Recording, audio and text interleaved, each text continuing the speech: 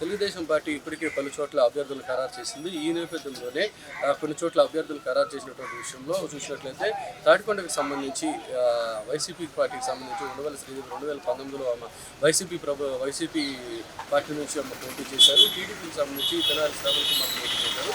ఈ నేపథ్యంలోనే ఆమె వైసీపీ సభ్యత్వానికి మరియు తన యొక్క పదవికి రాజీనామా చేసి ఆమె టీడీపీలో మరి చేరినట్లయితే సమాచారం ఉంది. అయితే ఈ నేపథ్యంలోనే ఆమె టీడీపీలోకి చేరిన తర్వాత ఆమెకు సంబంధించి అంటే సీట్ ఇప్పటి వరకు కూడా ఖరారు కాలేదు. అయితే తెనాలి శ్రావణ్ కుమారు దాదాపు 2019లో ఆయన ఇక్కడ ఎమ్మెల్యే అభ్యర్థిగా ఇక్కడ పోటీ చేశారు. పోటీ చేసినప్పటికీ వైసీపీ మీద ఆయన గెలవలేకపోయారు. అయితే ఈ నేపథ్యంలో ఉండవల్లి శ్రీదేవి లాస్ట్ టైం 2019లో పోటీ చేసి ఆమె ఘన విజయం సాధించారు. ఈ నేపథ్యంలో ఆమె తన పార్టీ సభ్యత్వానికి రాజీనామా చేసిన తర్వాత ఆమె చంద్రబాబు నేతృత్వంలో ఆమె పార్టీలోకి చేరడమే జరిగింది. దీనికి సంబంధించి ఆమె టీడీపీలో చేరినప్పటికీ అంటే టీడీపీ టికెట్ ఆమెకి ఇస్తారా లేదా అనేటటువంటిది విషయం ఇప్పుడు ఉత్కంఠతో నెలకొంటుంది. అయితే దీనికి సంబంధించి ఈరోజు మనం వచ్చేసరికి తాడికొండ నియోజకవర్గంలో మనం ఉన్నాము. అసలు ప్రజలు ఆమెకు సీట్ ఇస్తారా లేదా, అయితే ఒకవేళ ఇస్తే కనుక సంబంధించిన ఏరియా ఎక్కడుంది, ఎక్కడ ఆమెకు సీట్ ఇస్తారా అనేటటువంటి ఒక ఆలోచన ఏమైనటువంటి పరిస్థితిలో ఉంది. దీనికి సంబంధించి ఈరోజు మనం తాటికొండ నియోజకవర్గంలో ఉన్నాము. ప్రజలు ఆమె గురించి ఏమనుకుంటున్నారు, ఆమెకు సీట్ ఇచ్చేటటువంటి అవకాశం ఉందా లేదా. అయితే ఇప్పటికే శ్రావణ్ కుమార్ గారికి ఆల్రెడీ తాటికొండ నియోజకవర్గం కింద సీట్ కన్ఫర్మ్ చేశారు. కానీ మరి ఆమెకి సీట్ ఇవ్వాలంటే ఒకవేళ ఎక్కడ ఇవ్వాలా ఏంటి, అసలు ఇచ్చే ఆలోచన ఉందా లేదా అనేది ప్రజలను అడిగి తెలుసుకుందాం. సార్ చెప్పండి, ఇప్పటికే ఇక్కడ తాటికొండకి సంబంధించి శ్రావణ్ కుమార్ గారికి సీట్ కన్ఫర్మ్ చేశారు. ఈ నేపథ్యంలోనే మరి ఉండవల్లి శ్రీదేవి గారు కూడా ఉన్నారు. అంటే ఆమె కూడా వైసీపీ గవర్నమెంట్తో రాజీనామా చేసి టీడీపీలోకి వచ్చారా, అంటే ఇక్కడ ఆమెకు ఏమైనా సీట్లు ఎక్కడైనా ఇచ్చే అవకాశం ఏమైనా ఉందా? నా పేరు గొట్టపాటి మల్లికార్జునరావు. శ్రీదేవి గారు మా చిన్నతనం నుంచి తెలుసండి. ఇక్కడ స్థానికురాలు ఆమె. బాగా ఆమెకి మంచి పలుకుబడి ఉంది, బంధుత్వం ఉంది. అమెరికాలో డాక్టర్ చదివి వచ్చిన ఆమె. ఆయన భర్త గారు కూడా అమెరికాలో డాక్టర్ చదివాడు. పెద్ద డాక్టర్స్ వాళ్ళు మంచి రాయల్టీ ఉంటారు. వాళ్ళకి చిన్న చిన్న విషయాల్లో అంతగా వాళ్ళకి ఇష్టం ఉండదండి. చిన్న చిన్న రాజకీయాలు చేయటం. వాళ్ళు కొంచెం బాగా ఎడ్యుకేటెడ్ పీపుల్స్. వాళ్ళ కుటుంబం మొట్టమొదటి నుంచి ఎడ్యుకేటెడ్ కుటుంబమే. అందువల్ల వాళ్ళ నాన్నగారి టైం నుంచి కూడా రాజకీయాల్లో ఉన్నారు. ఆమెకి సీటు ఇక్కడ ఈగిపోయినా కూడా ఇచ్చినా కూడా ఇస్తే 10,000తో గ్యారెంటీ గెలిచింది. ఈగిపోయినా కూడా ఆమెకి తెలుగుదేశంలో మంచి భవిష్యత్తు ఇస్తారు. చంద్రబాబు నాయుడు గారు కానీ లోకేష్ కానీ ఆమెను మాత్రం వదిలిపెట్టరు. ఆమె మంచి భవిష్యత్తు ఉంటుంది, ఇబ్బంది ఏమి లేదు అని మా అభిప్రాయం అండి.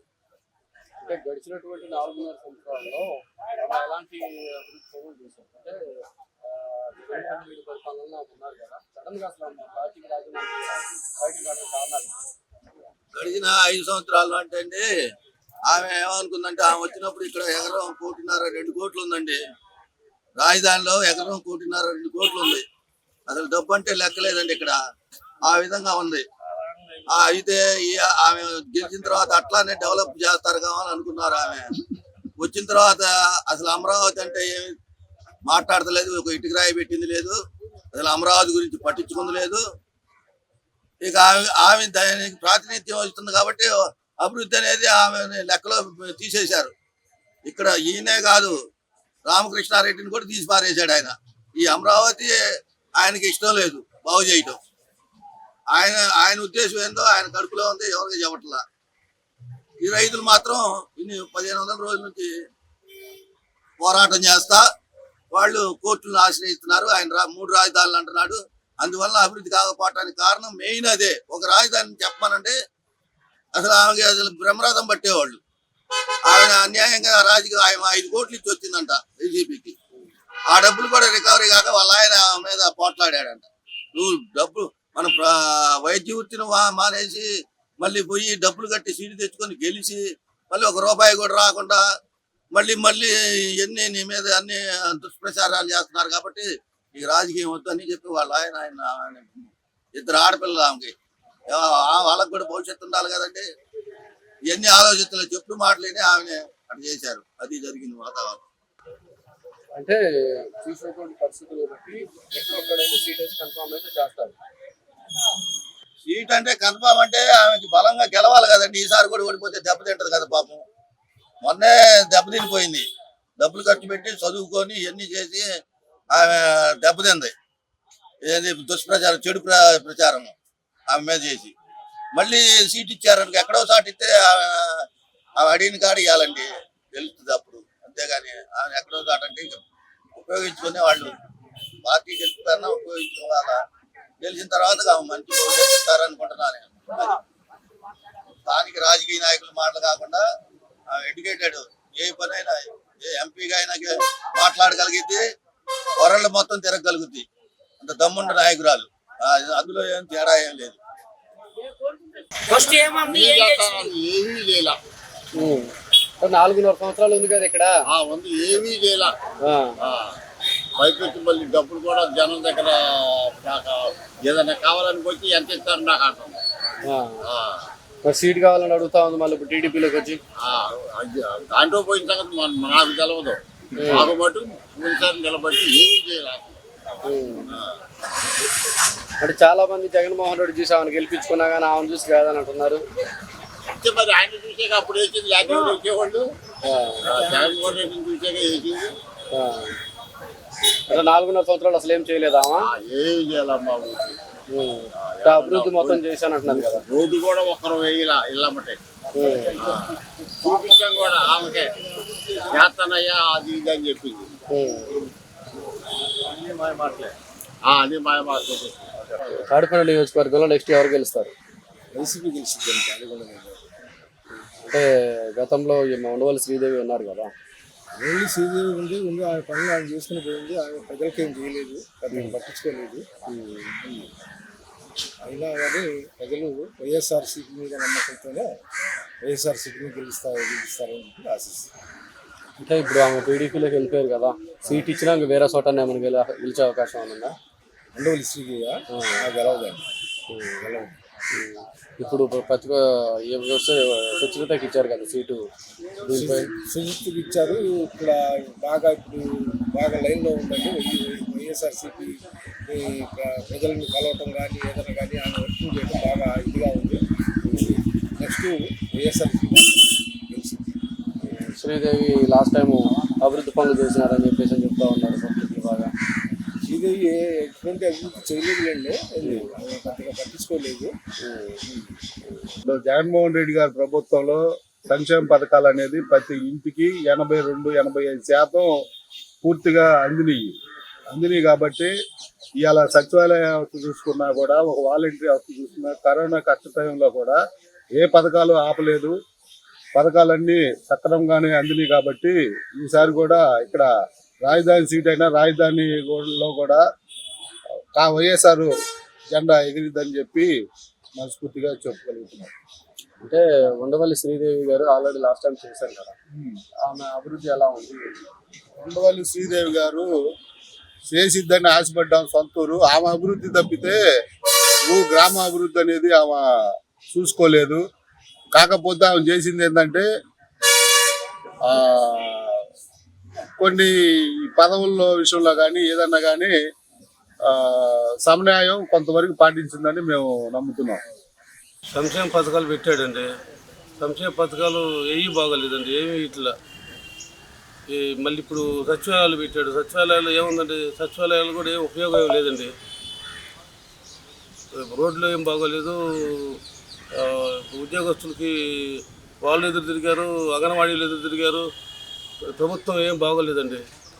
అంటే మరి జగన్ అన్న అభివృద్ధి అని చెప్పేసి అంటున్నాడు కదా. అభివృద్ధి ఎక్కడ అభివృద్ధి ఏం లేదండి.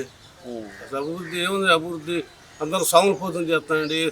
ఆటో వాళ్ళకి అంటున్నాడు, రుచే వాళ్ళకి అంటున్నాడు, మంగళ వాళ్ళకి అంటున్నాడు, వాళ్ళకి వీళ్ళకి అంటున్నాడు. ఏం ఉపయోగం ఎవరికి ఇస్తున్నాడు అండి? రైతులకి అంటున్నాడు. రైతులకి ఏం చేశాడండి? ఏం చేయలేదండి. రైతులకు కూడా ఏం చేయలేదు. రైతులకు కూడా రుణమాఫీ లాగా చేశాడని చెప్పి ఏం చేయలేదండి. రైతు భరోసా అన్నట్టు ఎవరికి పడ్డాయండి? పంటలకి 10 మందికి పడుతున్నాయి, 100 మందికి ఎవరికి పడతలేదండి. రైతు భరోసా కూడా ఎవరికి పడతలే కదండి. అంటే వాళ్ళ పార్టీ కార్యకర్తలకి వాళ్ళ పార్టీ కార్యకర్తలకి వాళ్ళకి ఇచ్చుకుంటున్నారు, వాళ్ళే దోసుకుంటున్నారు. కానీ ఎవరికి ఏం లేదండి. ఇసుకలో దోసుకుంటున్నారు, ఇటు మధ్యలో దోసుకుంటున్నారు. మొత్తం కల్తీ మందులు తాగి మొత్తం లివర్ కిడ్నీలు అందరూ పోతున్నాయి. ఏ హాస్పిటల్ పోయినా మొత్తం వాళ్ళే ఉంటున్నారు. కిడ్నీ లివర్ పోయిన వాళ్ళే ఉంటున్నారండి. ఈ మద్యం తాగి కల్తీ మద్యం అండి మొత్తం. ఇసుక కూడా గవర్నమెంట్ చేసాడు, మొత్తం తక్కువ రేటుకి ఇస్తాను అంటున్నారు కదా. ట్రక్కు 500 రూపాయలు తీసుకుంటున్నారండి. ట్రక్కు 500 రూపాయలు, అది 5,000 రూపాయలు తీసుకుంటున్నారు. అంతకుముందు ఫ్రీగా ఇచ్చాడండి చంద్రబాబు టైంలో, ఫ్రీగా ఇచ్చాడు ఇసుక. ఇప్పుడు 5,000 తీసుకుంటున్నారు ట్రక్కు. అందరూ కార్మికులు కూడా రోడ్డును పడ్డారండి. ట్రాఫిక్ పని వాళ్ళు కానీ, పెయింట్ పని వాళ్ళు కానీ ఎక్కడ కట్టే పరిస్థితిలో లేదండి.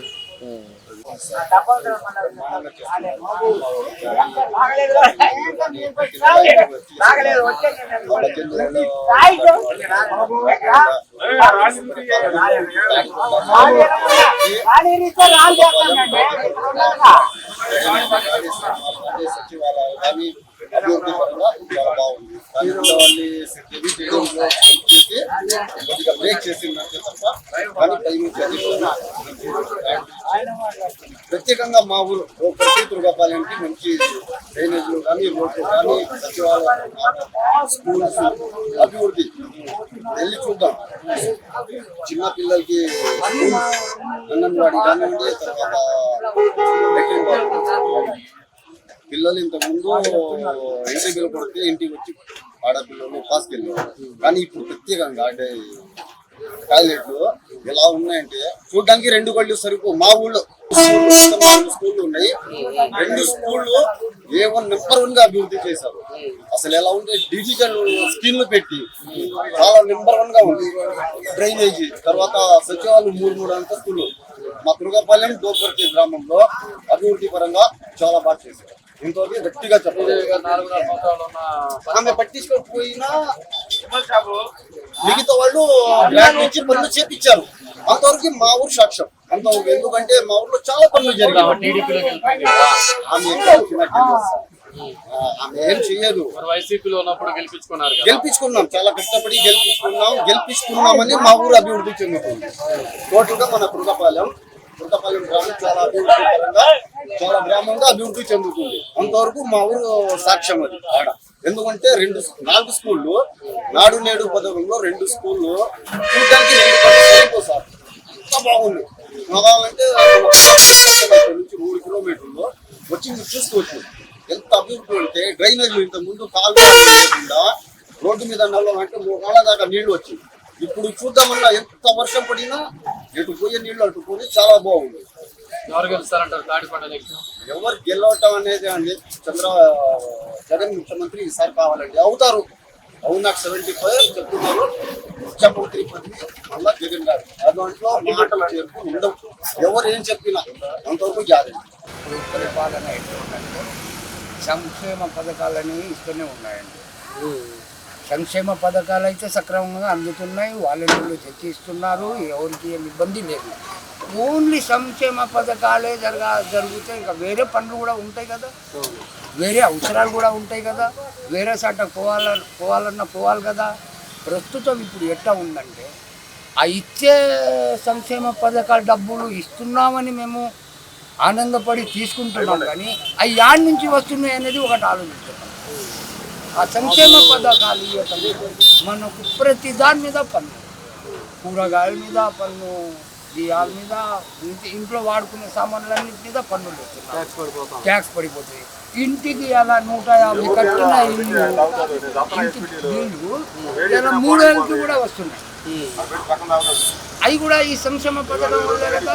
సంక్షేమం చేయాలి, పేదోళ్ళకి చూసుకోవాలి, ఇవ్వాలి, కానీ అన్ని వర్గాలకి అన్ని పరిస్థితులు, అన్ని రోడ్లు కానీ, బిల్డింగ్లు కానీ, స్కూల్స్ కానీ, రానుకోని సౌకర్యాలు కానివ్వండి, అవన్నీ చేసుకుంటా ఇస్తే ఒకటి. వీళ్ళు చేసేది ఏంటంటే నాయకులు సెంట్రల్ గవర్నమెంట్ పాపం ఇస్తుంది, అది తెచ్చి వీళ్ళకి సంక్షేమ పథకాలు అయ్యి అని ఇచ్చేసి మన రాష్ట్రంలో ఏమో అప్పులు తీసుకొచ్చి వీళ్ళు జేబులు నింపుకుంటున్నారు. ఇలా మందు తాగే వాళ్ళు అన్నారు, సస్తున్నారు. ఆ బాటిల్ 180, 200 అంటా తాగి ఎంతోమంది పడిపోయి చనిపోతున్నారు. ఒరిజినల్ అనేది లేదు.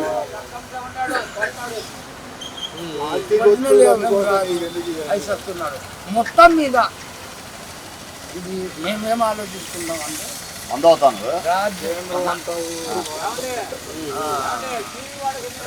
ఇది పరిపాలన అనేది మారాలనేది ఒకటి ప్రతి ఒక్కరి మనసులో ఉందండి.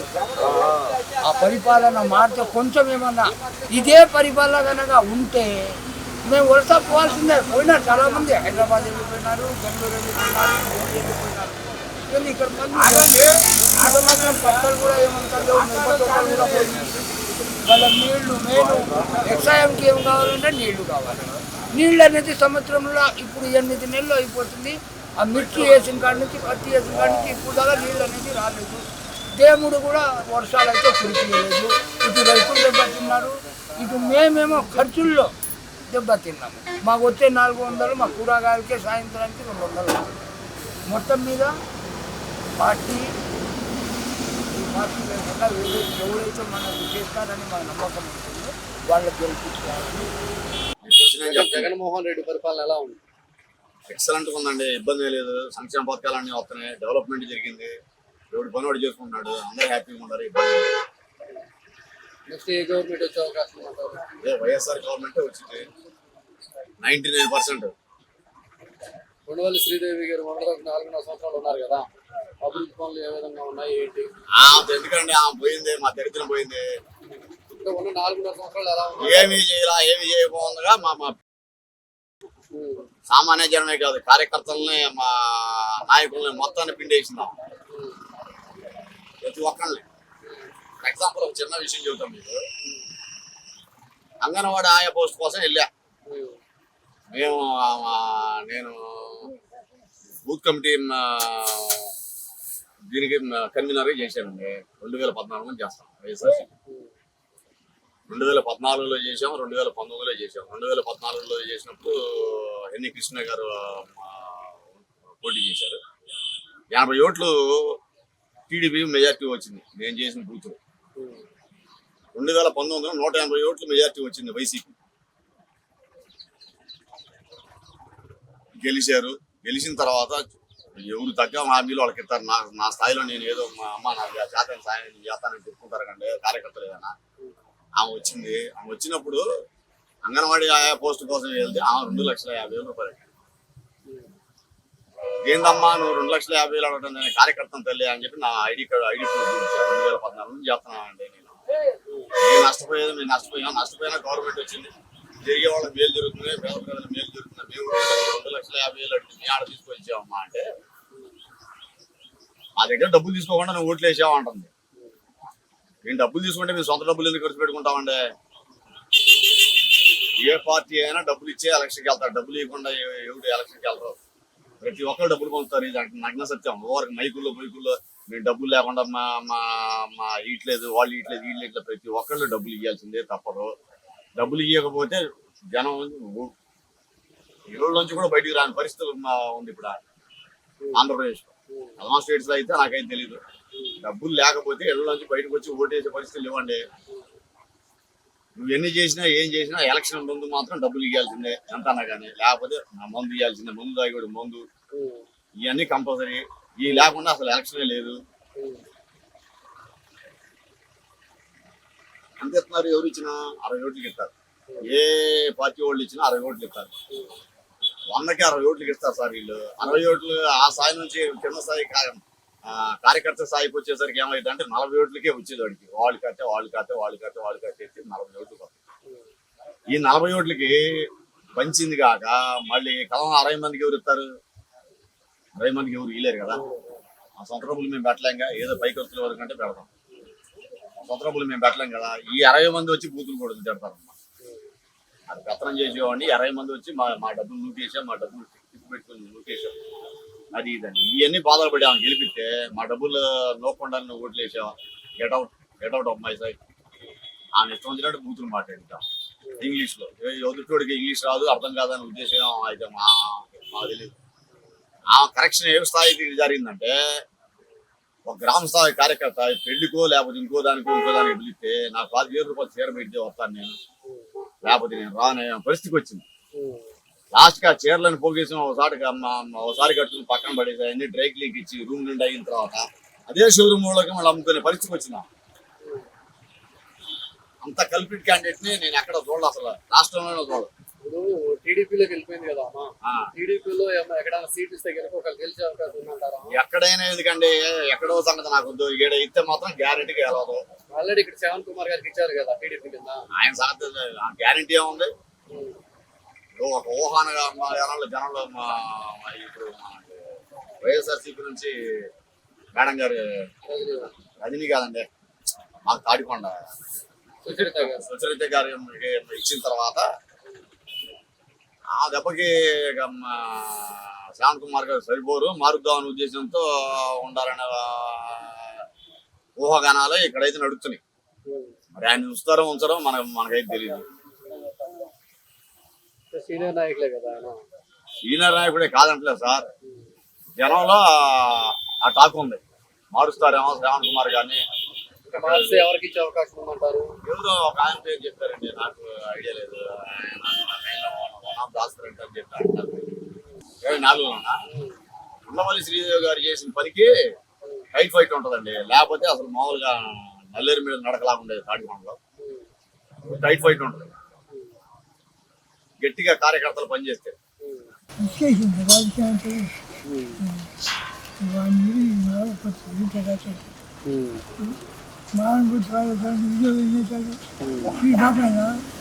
ఏంటి అన్ని వాళ్ళ రాజకీయాలు కాదు, వాళ్ళు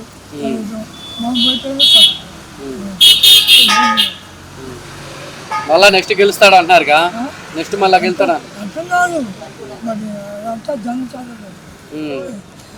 ఎవరు ఏది పడుతుందో ఏం చేస్తాం? ఏ గవర్నమెంట్ వస్తే బాగుంటుంది అంటారు? సరే మనం అవన్నీ చెప్పుకోవడం అసలు మాట్లాడండి.